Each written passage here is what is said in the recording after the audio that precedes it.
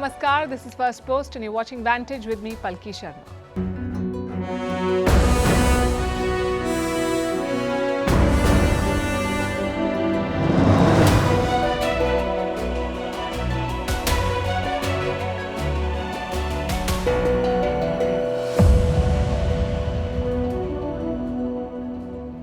It's been an interesting news day. War has taken a backseat and thank God for that.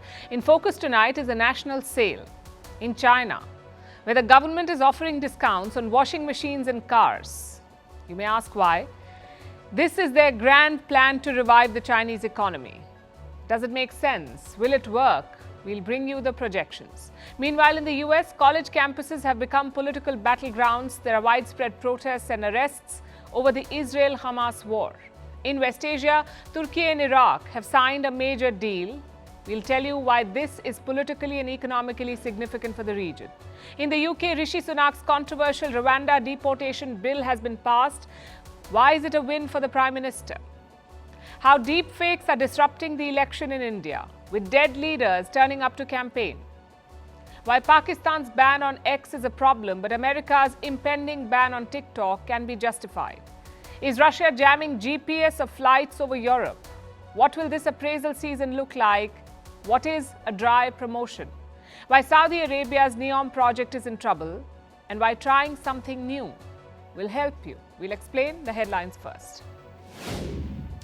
Over 200 aftershocks hit Taiwan. It comes more than 2 weeks after a deadly earthquake struck the island. The tremors lasted for over 12 hours. There were no casualties. On the 3rd of April, Taiwan was hit by its strongest quake in 25 years. Since then, there have been more than 1,000 aftershocks. Hezbollah says it has launched a drone attack on Israeli bases. Earlier today, an Israeli drone strike killed one of its members in South Lebanon. This is Hezbollah's deepest strike into Israeli territory since the Gaza war began. Since October, tensions between the two have been escalating. Ukraine wants to bring military-aged men home to fight against Russia. This month, Kiev toughened penalties for draft dodgers and also lowered the age of mobilization by 2 years to 25. Ukraine is struggling in the battlefield amid relentless Russian attacks. Armenia and Azerbaijan start border demarcation work. It's part of the normalization efforts between the regional foes. Last month, Yerevan agreed to Baku's demand to return 4 border villages. The two countries have been locked in a decades-long conflict over Nagorno-Karabakh. And good news for Indian travelers, the new Schengen visa rules will ease travel to Europe. Indians can now get multiple entry Schengen visas with an extended validity period. 25 out of 27 European Union countries are part of the Schengen area.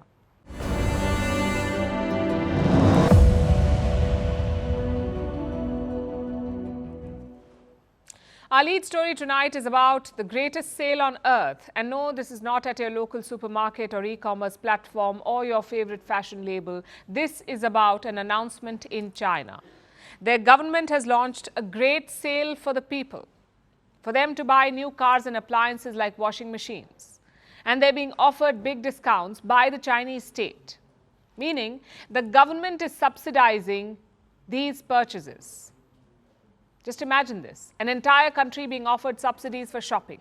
And not just any other country, this is the world's second largest economy. But why is China doing it? Why is it so desperate to send its people shopping? Because their economy is hurting and they want to revive it. The Wuhan virus tanked their growth and President Xi Jinping made it worse. Now, to be fair, China's GDP grew by 5.3%. This was in the last quarter. So not so bad for an economy of their size, but the target they set was much higher.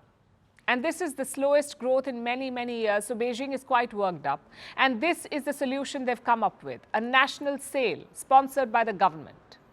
This is what they plan to do. Beijing is in charge of the planning. Local governments have been roped in for the execution. They've been given broad priorities and targets to get people to buy household appliances, like your daily appliances and cars. People should buy them and replace or upgrade their old ones. And for that, they will get discounts, especially on electric cars, also on air conditioners, refrigerators, and washing machines. They will all be subsidized to encourage people to buy. The government also has a plan for heavy industries like your petrochemical and steel. Here the focus is on machinery and equipment. And the first announcement has come from the city of Suzhou. It is located in the east. The city has launched its subsidy program. Suzhou has set aside over $13 million for car subsidies. So if a local resident wants to get a new car, they can get a discount of almost $1,000. For appliances, they have set aside over $2 million. There's a discount of around $200 for every item you buy. And other Chinese cities are expected to roll out similar offers. But how does it help the government? How will this sale boost China's economic growth? Beijing is betting on simple rules of economics. Boost spending to revive growth, get more people to buy by offering discounts. And this should bump up sales, or so they hope. But here's what experts say. Retail sales will see a jump of just 0.5%. And this will lift China's economy by 0.6%. That's what Goldman Sachs is predicting, 0.6% growth. Here's another report. It says China's growth will rise by 0.7% after this exercise. So the overall impact will be modest. This grand sale may not have a big bang effect. If Beijing wants a meaningful jump, it may want to look at its military budgets and, by extension, its priorities. They need urgent revision. A top American general has made a statement. His name is Admiral John Aquilino. He is America's Indo-Pacific commander, and he says the Chinese economy is failing. Their economic data is quote-unquote not real, and despite this economic crisis, they're spending aggressively on the military. In fact, let me quote from what he said. Despite a failing economy, there's a conscious decision to fund military capability, and that is concerning to me. Well, it may or may not be concerning to him, but it should bother the people of China. They've had an unwritten, unspoken pact with the Communist Party. It continues to rule as it pleases. It continues to curb political and other freedoms, and in return, it delivers growth and economic prosperity for the people of China. That's been the deal so far. But now the Communist Party is not delivering its side of the bargain. The prosperity they promise is at risk. The Chinese economy needs a bailout, a real stimulus package, not discount coupons for appliances and cars. But Xi Jinping won't do that. He has put the military above the economy so that the PLA can fight future wars. The question is, who will bear the cost of this military supremacy that he's aiming for? How will Xi Jinping fund these wars if the Chinese economy tanks? It's a vulnerability that the US wants to exploit. Reports say Washington is looking to sanction Chinese banks. We don't have the names yet, but we can tell you on what grounds these sanctions could be imposed. The US accuses Chinese banks of helping Russia and its war machine. Now, Russia's banking system, we know, is already under international sanctions. The charge is that Chinese banks are helping Russia circumvent these sanctions. At least that's what the US says. China, of course, denies it. It is extremely hypocritical and irresponsible for the US to introduce a large-scale aid bill for Ukraine while making groundless accusations against normal economic and trade exchanges between China and Russia. China firmly opposes this. The US Secretary of State Antony Blinken is visiting China this week. Will he bring this up?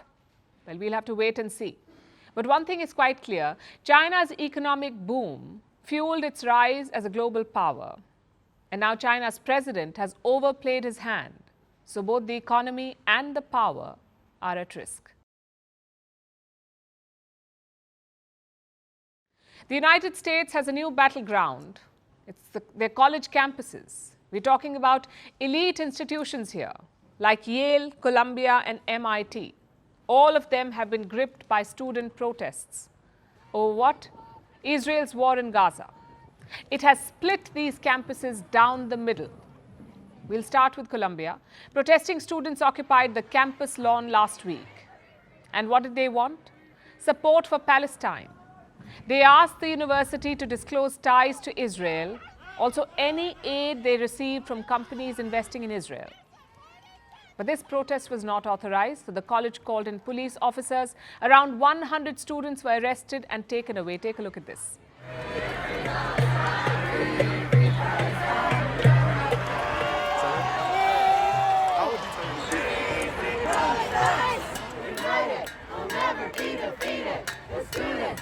united, we'll never be defeated.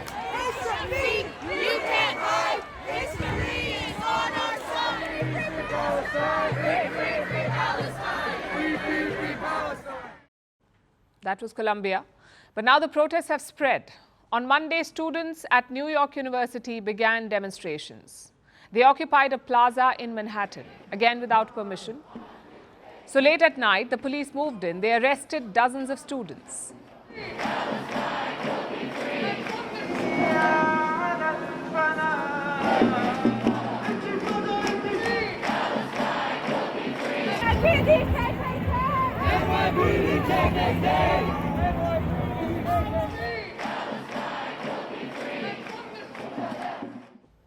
Finally, there were protests in Yale. Dozens of students blocked roads near the campus. Around 45 of them were arrested. Imagine if this happened in Delhi or Dhaka. Students dragged away and arrested from their campus. Protests broken up by police officers. The Western outrage would have been immeasurable. But now the world is silent. No criticism, no lectures or outrage. It's as if arresting college students is business as usual. Just another day in the land of freedom. But all of this raises an important question too. Why are US colleges so divided? And it's not just these elite ones. Campuses across the country have reported protests. There seem to be two camps here. One is the pro-Palestine camp. They condemn Israel's war in Gaza. They also want their college to disclose any ties to Israel, maybe a donor or an investment or a corporate partnership. This group says the US and Israel are conducting a genocide. The other side is the pro-Israel camp. They ask, how can you forget October 7th? Why don't you criticize what Hamas did? Even President Joe Biden has waded in. He condemned anti-Semitism on US campuses. I condemn the anti-Semitic protests. That's why I've set up a program to deal with that. I also condemn those who don't understand what's going on with the Palestinians. This is tricky for a couple of reasons. A, colleges have become very diverse, so it's not just an ideological battle for the students, it's also a personal one. Some of them may be of Arab descent, others may be Jews, so the passions can fire up quickly. And B, both sides have a point. You cannot deny that Israel has crossed many red lines in Gaza. You also cannot deny what happened on October 7th, and therein lies the problem. Neither side is willing to listen to the other. Both camps are sticking to extreme positions. So what's the way out? Well, first up, you must acknowledge the problem. Around 73% Jewish students have experienced anti-Semitism on US campuses. It has only increased after the Hamas attack. Same with Islamophobia. Anti-Muslim incidents increased by 216% after October 7th. So both communities are under threat. The question is, what should be done?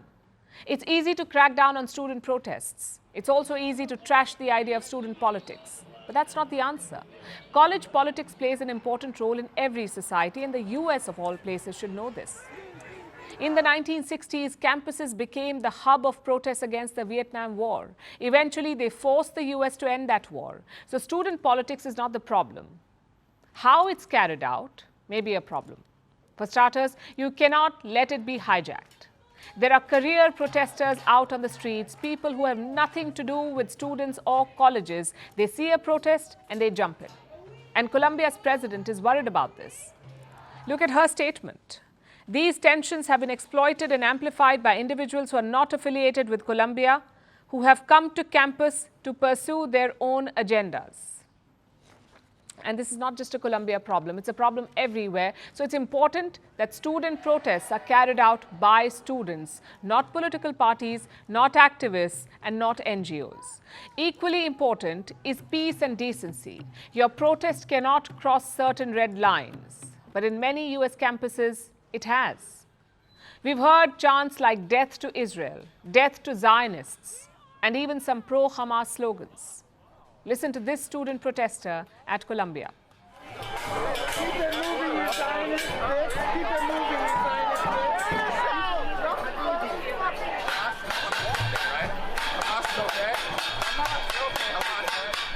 We are Hamas! You're Hamas, wow. That's a good one. You're what? You're Hamas?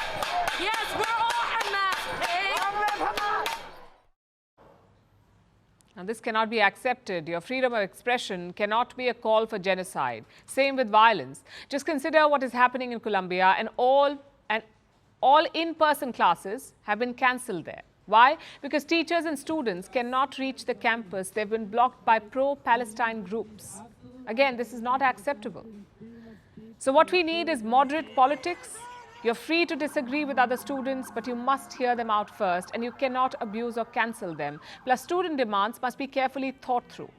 Asking your university to criticize Israel is one thing, but asking it to abandon Israeli donors is quite another.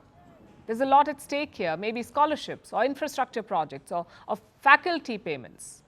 So it's not a call for students to make. It's a decision that is taken by responsible administrators, and the students must remember this. Their protests and voice carry a lot of weight, but it must be exercised responsibly.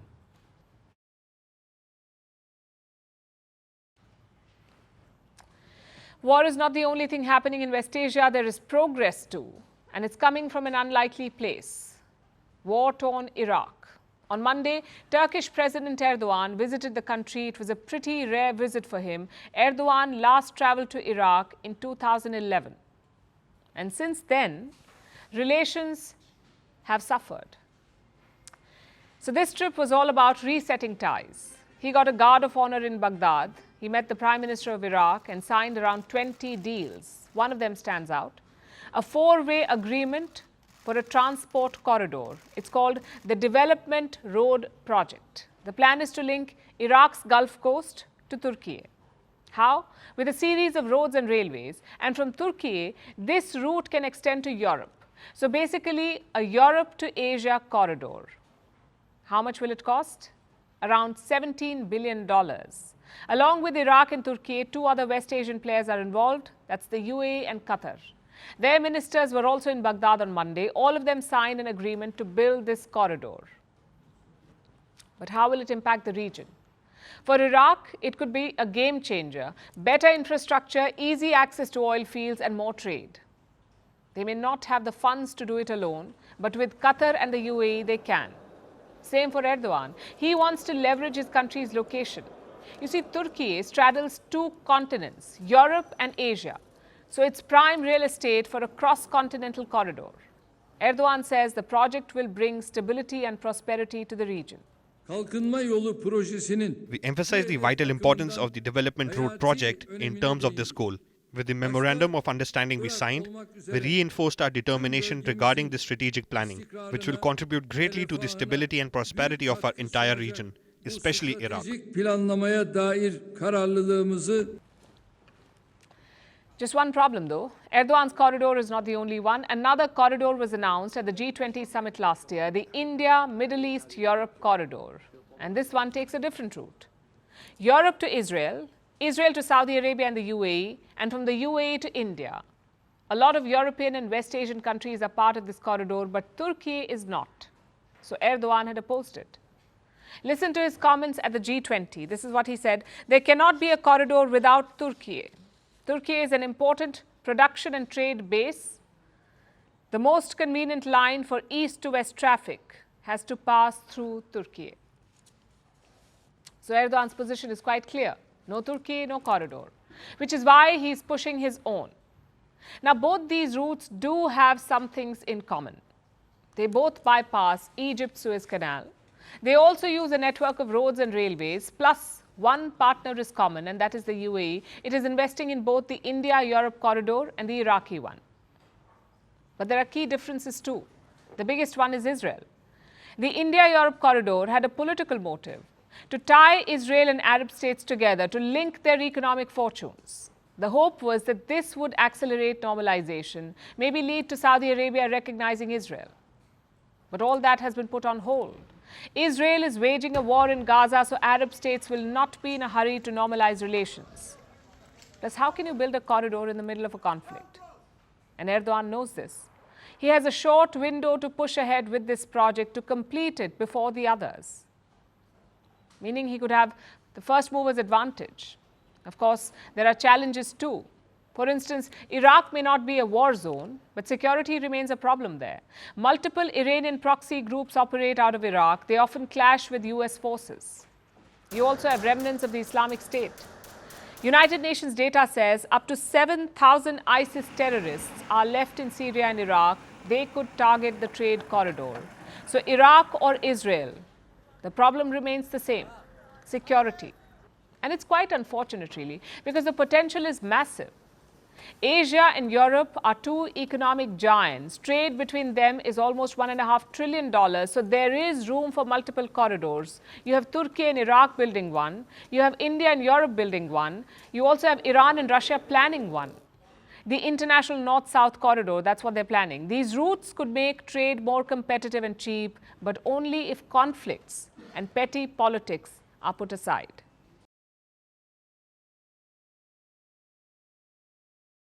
Our next story is from the UK, where Prime Minister Rishi Sunak has won a major battle. The British Parliament has finally passed the Rwanda Bill. It's a controversial law. It allows the UK to deport asylum seekers, packing them off to Rwanda, a country in East Central Africa. The British Parliament has passed this law. Now it awaits the monarch's approval. When King Charles III signs it, the law will come into force. So what does this really mean? What is this Rwanda Bill? Why is it controversial? How will it work? And will it really help Rishi Sunak? To make sense of this bill, we'll use a metaphor. Do you know what a scarecrow is? It's usually a figure or model made of straw, shaped like a human, and put up on a farm. What is the scarecrow's purpose? As the name suggests, it is to scare away crows. It looks like a human being. The hope is that crows will think it is a person, believe it is dangerous, and stay away. The straw figure acts as a deterrent. It deters or discourages crows from landing in the farm. And that is exactly what the UK's Rwanda Bill is, a deterrent with no real power, but something they hope will keep immigrants away. And here's how it works. The Rwanda Bill says that immigrants can be deported. Not all illegal immigrants, just people who arrive from a safe country, like France. Migrants often enter the UK via France after crossing the English Channel on small boats. Now, everyone who has entered the UK this way, from France, is eligible for deportation, illegal immigrants. That's about 52,000 people. They can be sent to Rwanda without having their cases heard in court. So far, these refugees got to approach British courts. They could ask the court for asylum, but not anymore. Even if a refugee's case is genuine, it will be Rwanda's call to make. The UK is washing its hands of the matter. Now, on the surface, this law sounds like it has teeth. Everyone who entered illegally will be kicked out. No court hearings, no exceptions. But think about it for a moment. 52,000 people is no joke. Imagine having to round up that many immigrants, then putting them on flights without hurting them in the process and making sure they're medically fit to fly, also simultaneously fighting off legal challenges from lawyers representing these migrants. How fast do you think the UK can accomplish that for 52,000 people? Let me show you some figures, in fact. The maximum number of people that Britain deported in 1 year was about 15,000. 15,000 people in a year deported. This was way back in the year 2012. Since then, the number has decreased to about 5,000 a year. That's how many people they're able to deport. Even if Rishi Sunak manages to bring deportations back up to 15,000, it would take him 3.5 years to send the migrants to Rwanda. And these are the 52,000 presently in Britain. It'll take him 3.5 years. Meanwhile, more of them keep coming. Last year, almost 30,000 migrants came via the English Channel. So if you do the math, the Rwanda plan doesn't really work. Unless, of course, the people stop coming. If they're too scared to come to the UK in the first place, if the channel crossings stop, if the inflow is lower than the deportations, only then will the UK's illegal immigration problem end. And that, you could say, is the real purpose of the Rwanda Bill. It is not so much about sending people to the African country, it is about scaring people who are thinking about entering the UK. Now, Sunak has been given permission to put up a scarecrow, and his plan is already in motion. But we are ready. The first flight will leave in 10 to 12 weeks.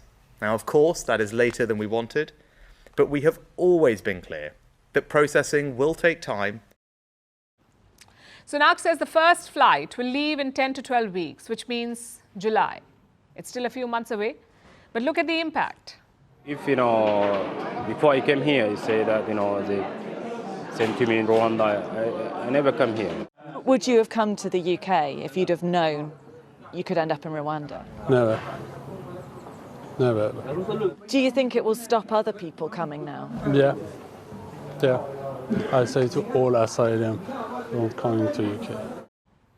So it seems to be working already, acting as a deterrent.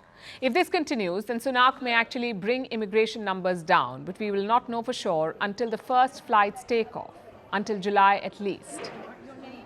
So we have to wait and watch. But Rishi Sunak did win something yesterday. He won a major political battle. His flagship immigration law has passed, and this has happened just before the election. Now, we know that Sunak is deeply unpopular. His party is set to lose the next election. So if he can get even one symbolic flight off the ground to Rwanda, he might win back some votes for his party. Politics, after all, is more about emotions and messaging than facts or effectiveness. So Sunak has a new election gimmick. What about the other side of the story? What about Rwanda? Well, they're getting millions to take in the refugees. They've already received £290 million. They'll get another 100 million at least, plus £20,000 for each migrant they've taken. And £120 million after just 300 migrants reach Rwanda. Sunak's office has refused to make the final bill public, but Rwanda is definitely making a fortune, thanks to British taxpayers. So the African country might be the only real winner in this story.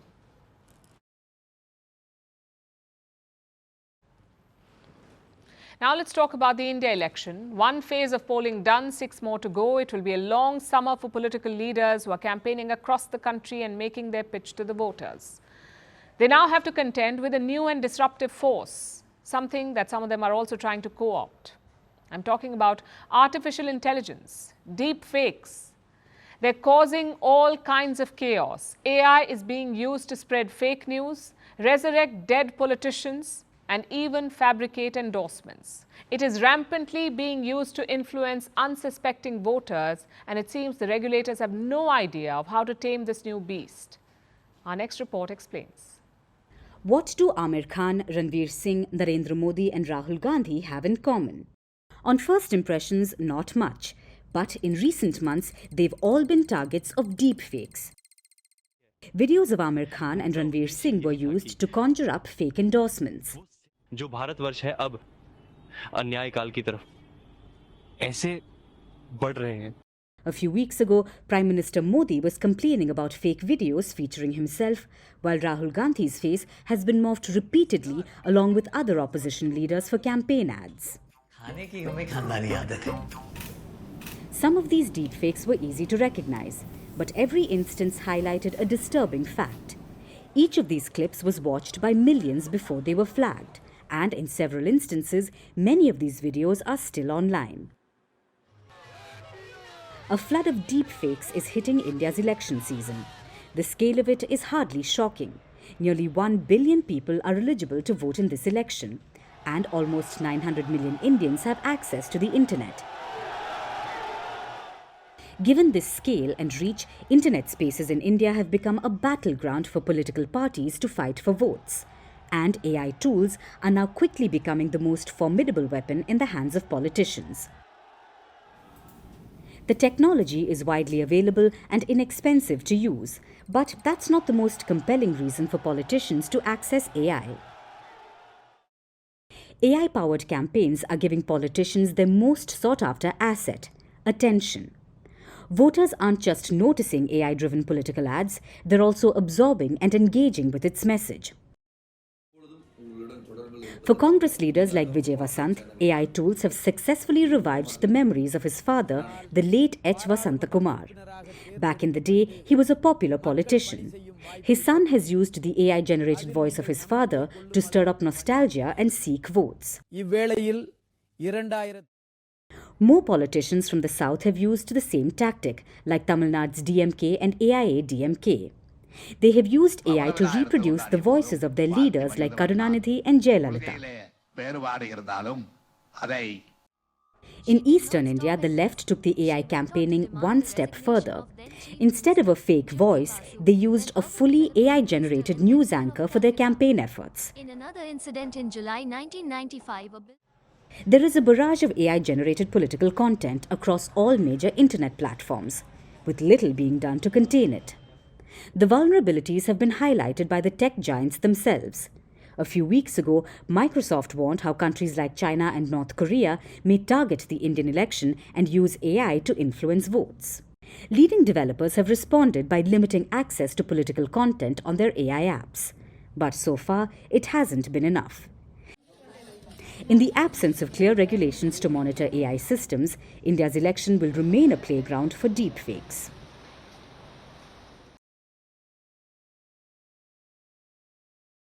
So technology is everywhere, which also makes it a target. Just look at your social media platforms. WhatsApp is banned in China, X is banned in Pakistan, and TikTok could soon be banned in the US. In some cases, there are legitimate concerns, but elsewhere, it's just politics. Let's look at Pakistan first. They suspended X in early February during the elections. It's been more than 2 months now, and the platform is still banned in Pakistan. Do you know why? Let me quote the government's response. This is what they said.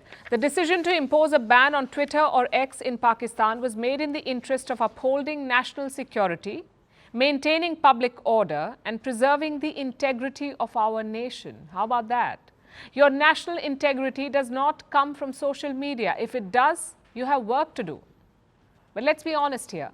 We know the real reason behind this ban. Imran Khan's followers have used X to rally support. They have bypassed the ban using VPNs. So if the ban is lifted, they would flood the platform, which is why X remains unavailable in Pakistan. Their foreign minister was asked about this by a US publication.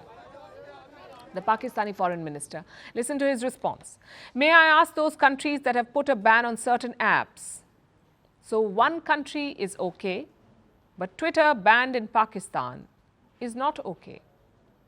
Now, to give you some context, the minister was talking about TikTok in the US. Last weekend, the US House passed a bill that could ban the app. It's basically an ultimatum to TikTok. Sell your US business within a year. If not, your app will be banned in America. Both Democrats and Republicans have passed this bill. It's part of a broader foreign aid package. Next week, it will head to the US Senate, and after that, to Joe Biden's desk. How is TikTok responding to this? Their position has always been clear. We do not share data with the Chinese Communist Party. Any ban would trample on free speech. That's what TikTok says, and it has been sticking to that position. Now, just to be clear, a ban is not a certainty at this point. If Joe Biden signs the bill, TikTok can move the courts. They can say it's a violation of free speech, which brings us back to Pakistan. When they banned X, the US was quite angry. Washington asked Pakistan to restore access. We are concerned by any report of restrictions on the exercise of the freedom of expression and association in Pakistan, including the partial or complete government-imposed internet shutdowns, which includes, of course, on social media platforms. We continue to call on Pakistan to respect freedom of expression and restore access to any social media that has been restricted, including Twitter, I think now known as X. We have and will continue to emphasize the importance of respecting these fundamental freedoms during our engagements with Pakistani officials. I guess the foreign minister had a point, the Pakistani foreign minister. If the US can ban TikTok, why can't Pakistan ban X? Logically, it's a fair argument, but it also reveals the problem. Social media platforms have become so powerful nowadays. They can influence elections. They can shape public opinion. So every government wants to control them, or in some cases, ban them. These governments may give different excuses, but the end goal is always the same, to control the political narrative. And social media platforms are guilty too. For 2 months, X has been banned in Pakistan. Did you hear a word about it from Elon Musk? No. His company said it is working with the Pakistani government. Compare that to his response in Australia. Regulators in Australia asked X to take down a video. It was footage of last week's church stabbing in Sydney, an incident which has been called terrorism. And guess what Musk did? He refused. Musk says the video has been censored in Australia, but he will not do it elsewhere. So Australia's Prime Minister has lashed out at Elon Musk. He's called him an arrogant billionaire. Well, this guy is showing his arrogance. He's a billionaire over there in the United States who thinks he's above Australian law. And he's fighting for the right to show violent videos on his platform, something that can cause damage to young people, we know, and a great deal of distress, something that will add to social division. In this case, the government is right. The Sydney church attack triggered violence in the city. Hundreds of people clashed with the police, 2 officers were injured and 10 police cars were destroyed. So Australia was right in taking on X. But Pakistan is not. The only question is, how do you make this distinction? You do it by building a case. National security and integrity are vague claims. You have to narrow it down. You must explain how social media is hurting your country. Australia did it, Pakistan did not. Let's see how the Americans do next. And now let's turn to Europe. Though maybe that's a poor choice of words, because it seems Europe is getting turned around. Reports have come out about GPS services in Europe. Over the last few months, there have been a number of problems. Flights are losing their bearings. Their GPS signals frequently get scrambled all over Europe. Thousands of flights have had GPS services jammed, particularly in the east.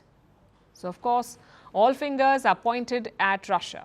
Reports say Russia is jamming the GPS, that Moscow is a menace to European flights, or that Russia is putting innocent civilian passengers at risk. But is that really the case? Or is there more to it than meets the eye? Here's our report. How do you look for directions these days? Most likely through an application on your phone. It points out where you are and marks your destination. Well, airlines use the same system too. Not a mobile app, but the same navigation system, GPS. It stands for Global Positioning System. So what happens if the GPS is down? Do planes end up getting lost? Of course not, because all planes have backup systems, something to switch to if there's a problem with the GPS. But look at these headlines. GPS spoofing is now affecting airplanes in parts of Europe. Airlines report GPS signal jamming. Russia gets the blame. Thousands of flights to and from Europe affected by suspected Russian jamming. That last report came out on Monday. It says that since last August, thousands of flights have been affected. 2,300 Ryanair flights, about 1,400 for Wizz Air, and 82 for British Airways as well. These were all flights to and from the UK. But that's nothing compared to Eastern Europe, where 46,000 flights have faced issues. These numbers are alarming. But is it really a crisis? Is Russia really trying to wreak havoc on civil aviation? If so, then we should have been hearing about more crashes. When you look at the data, things start appearing less ominous. 2 of the reports cited data from a website called gpsjam.org. It shows a map and areas with GPS disturbances. This is the status of GPS over Europe, taken on the same date over 3 different years. The first is February 20th, 2022, 1 week before Russia launched its invasion of Ukraine. Then we fast forward a year to February 20th, 2023. The skies seem redder. GPS is being blocked in 2 major places within Russia and over the Black Sea. Then fast forward to February 20th of this year. GPS has been jammed over more territory. That is why Europe is worried. But think about it from Russia's perspective. It is fighting a war. Its opponent, Ukraine, is using GPS to aim drones on Russian territory. So Moscow has scrambled GPS to defend its skies, and it has blocked potential entry points abroad, like the Baltic Sea region or Eastern Europe. So it looks like a defensive move by Moscow, not an attack on civilian flights. And Russia isn't alone in this. Look at Israel. Its skies on April 4th this year, when it was expecting an attack from Iran. GPS was jammed in Israel as well. No, it's not work. It's saying that we are in Beirut. But the Israeli people understood why. There are some warnings that cruise missiles or UAVs may be sent here. something that is GPS guided. I understand that they are trying to disrupt this, and that is basically the idea. So, Russia may be doing the same thing for defense. But don't Russians need GPS for navigation? Not really. Russia has an alternative called the Global Navigation Satellite System, or GLONASS. Other countries have similar satellite services as well. India has the Indian Regional Navigation Satellite System, or IRNSS. China has its BDS, the Beidou Navigation Satellite System. And the one Europe has is called Galileo. Russia relies on its GLONASS while it jams GPS signals. It also has other systems to fall back on. So Moscow can jam GPS without worrying about domestic problems. Other countries too need to develop their own systems, or they risk becoming collateral damage in someone else's war.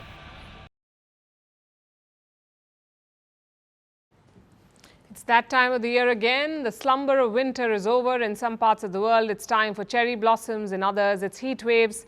But in the corporate world, it's a completely different season. The season of appraisals. It's an annual rite of passage for all of us. A time for evaluation and reflection, both for employees and employers. So what will this year's appraisal season look like?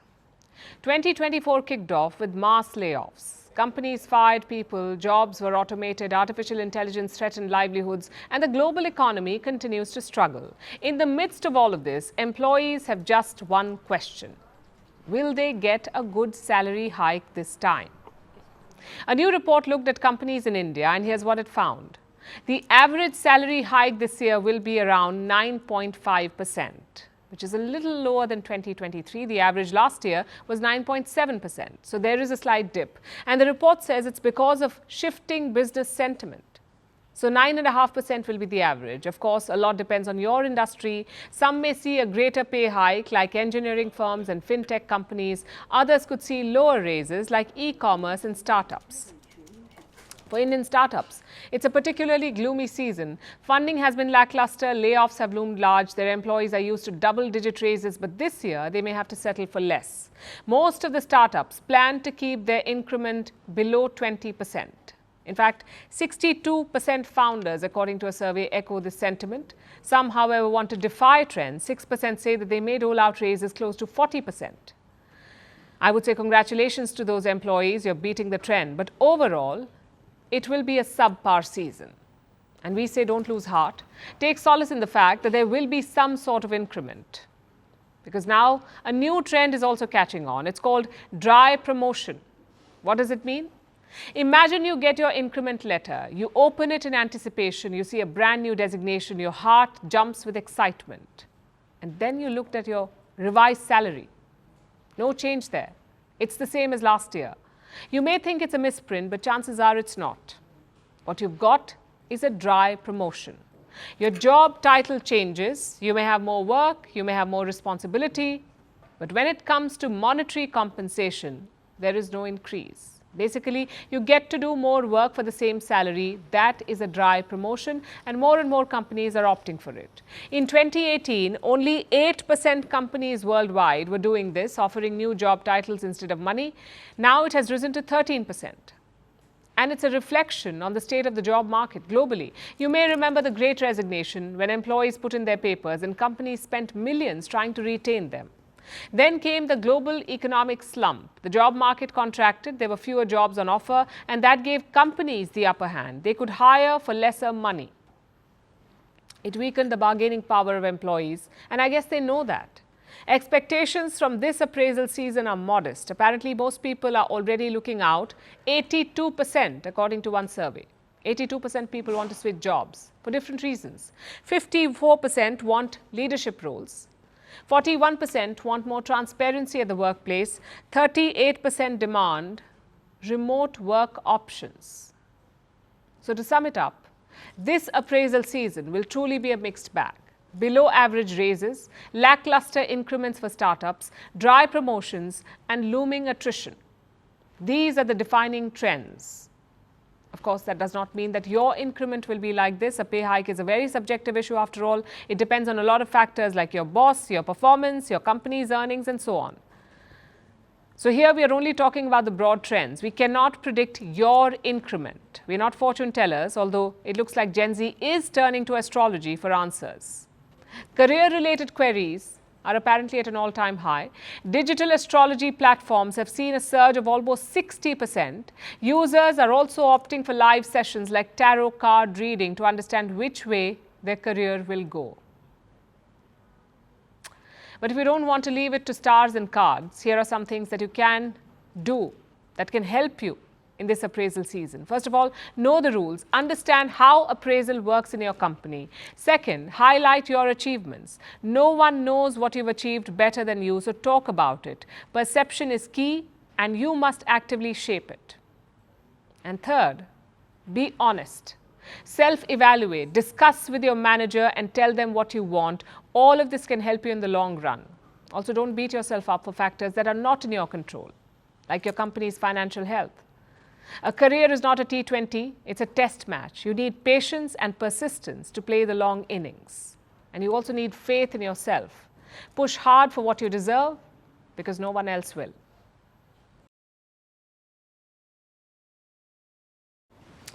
In 2017, Saudi Arabia announced NEOM, a mega city built in the middle of the desert. It was supposed to be a futuristic, car-free utopia, but looks like the project is running on fumes. Do you know why? Because NEOM has a $500 billion price tag. It's too much, even with all that oil money, $500 billion. So now Riyadh is changing tack. It is courting more and more investors. This week, hundreds of investors will visit the mega city. They will look at the progress and hopefully want to invest. Riyadh is also chasing Chinese funds for the project. But will that be enough for NEOM to take off? Our next report tells you. Mirrored skyscrapers, flying taxis, billions of trees, glow-in-the-dark beaches, a fake moon. This was the plan for NEOM, a futuristic Saudi megacity being built in the middle of the desert. NEOM was announced in 2017. It was Crown Prince Mohammed bin Salman's brainchild, a way to diversify the kingdom's oil-dependent economy. It was billed as humanity's chapter, but the project had a $500 billion price tag, and that has since raised eyebrows. Architects questioned its viability, while investors questioned the cost. And the project hasn't made much progress. In 2022, MBS unveiled the Lion, which will run a 170-kilometer straight line through the desert. It was expected to be 33 times the size of New York City. MBS said by 2030, its population would exceed 1 million. But reports suggest otherwise. First, the project is moving very slowly. It's supposed to be 170 kilometers long, but only 2.4 kilometers will be constructed by 2030. Also, new projections say that only about 300,000 people will live in the city by the end of the decade. So it's nowhere near the original plan. And that's because of investment. Most of the money for NEOM has come from the Saudi Sovereign Fund. Foreign banks have been hesitant to provide loans. That's because the project doesn't have a government guarantee. Investors too have steered away from it. They question its viability and future. You see, the idea of NEOM may sound grand, but there's a lot of mystery surrounding it. How it's being built, where it's being built, what the final vision will look like. All of that has affected funding. So Saudi Arabia has a new plan, a show and tell for investors. Hundreds of bankers and investors will descend upon the megacity this week. They will be shown the progress. The idea is to dispel any doubts over it, to show investors how much work has actually been completed. Riyadh is also conducting investor roadshows. It just took its NEOM roadshow to China. NEOM officials visited Beijing, Shanghai and Hong Kong, all to court Chinese investors. No deals have been signed yet, but Riyadh is now heading to Europe and the US. The idea is to secure as much funding as they can. Because while the project may be MBS's crown jewel, Riyadh has realized one thing. It needs consistent and sustainable foreign investment to make NEOM successful. Because a cutting-edge city may be easy to imagine digitally, but building it in the middle of a desert is no cakewalk. And right now, Riyadh's vision definitely doesn't match its reality.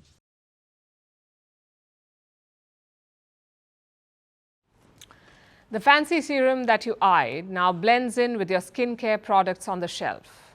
What was once a heady romance has morphed into a familiar face across the dinner table, and your roommate's yell has turned into background noise. Things that once amazed or appalled you become ordinary over time.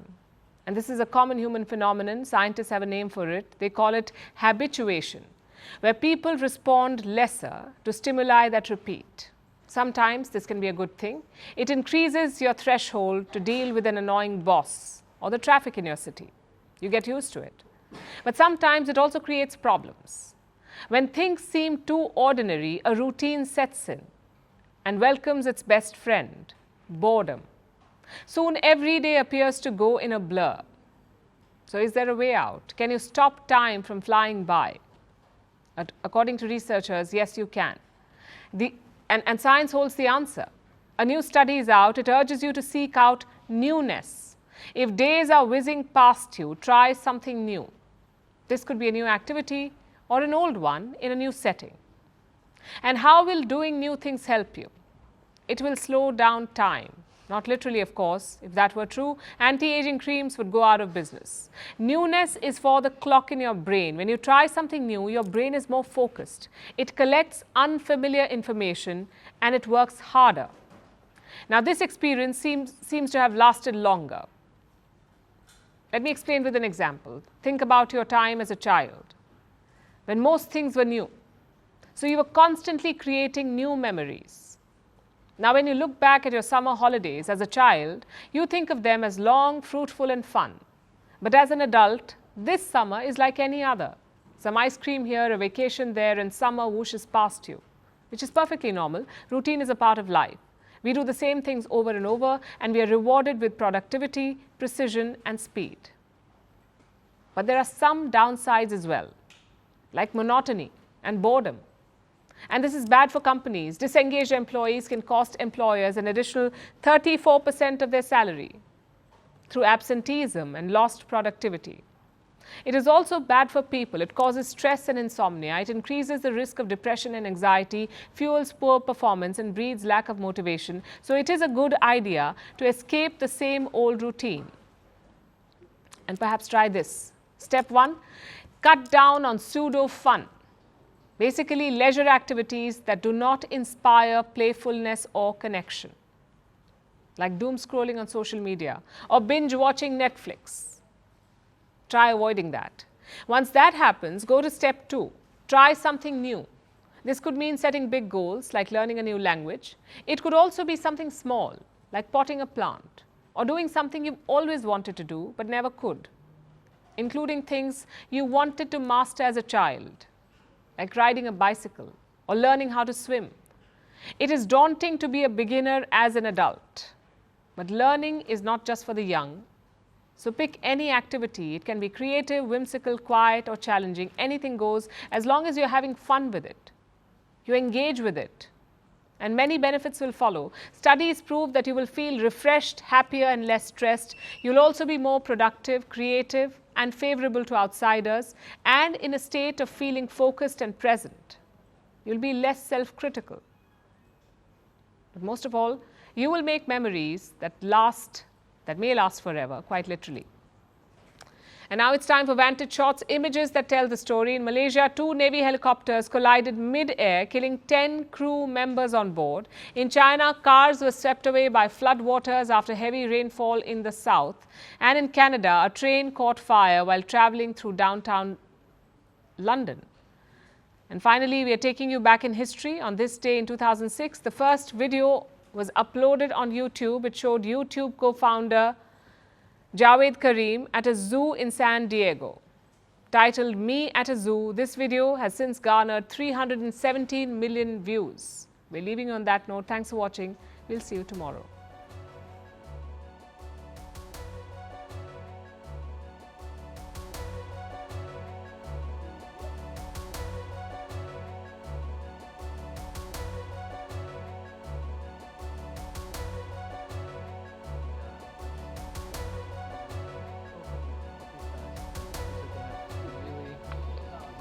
Really long promise, and that's and that's pretty much all it is.